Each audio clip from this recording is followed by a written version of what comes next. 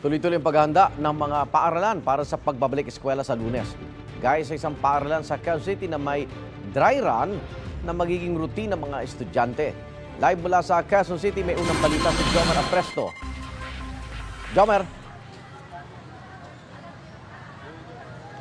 Igan, good morning. Kung karamihan sa mga eskwelahan ay puspusan pa ang ginagawang Brigada Eskwela, dito sa Pasong Tamo Elementary School sa Quezon City, magkakaroon ng class simulation o dry run ngayong araw bilang paghahanda para sa balik eskwela sa Lunes.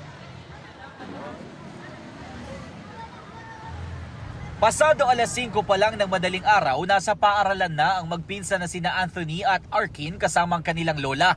Alas 7 kasi isasagawa ang class simulation sa kanilang eskwelahan na Pasong Tamo Elementary School. Excited daw sila dahil balik eskwela na sa Lunes. Para po makilala yung teacher ko. Nakikita ko yung mga kaklase ko po. Sabi naman ni JD na incoming grade 6, excited siyang pumasok dahil magkakaroon siya ng mga bagong kaibigan. Magkakaroon po ako ng mga bagong kaibigan. Tapos matututo pa ako ng maraming pag-aaralan. Sabi ng pamunuan ng Pasong Tamo Elementary School, layo ng aktibidad ngayon na maging pamilyar ang mga mag-aaral sa mga classroom routine, seating arrangement at ilang mahalagang patakaran sa paaralan. Bukod sa class simulation, ngayon din ang huling araw ng Brigada Eskwela. Magkakaroon ng closing program mamayang alas 2 ng hapon. Sabi ng Department of Education, aabot sa mahigit 27 milyon ang mga estudyante sa buong bansa sa school year 2025 hanggang 2026.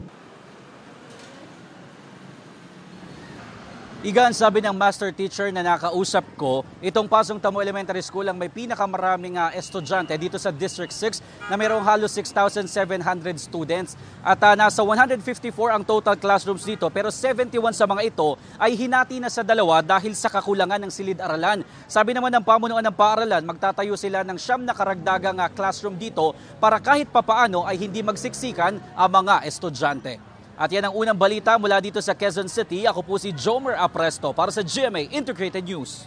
Igan, mauna ka sa mga balita, mag-subscribe na sa GMA Integrated News sa YouTube para sa iba't ibang ulat sa ating bansa.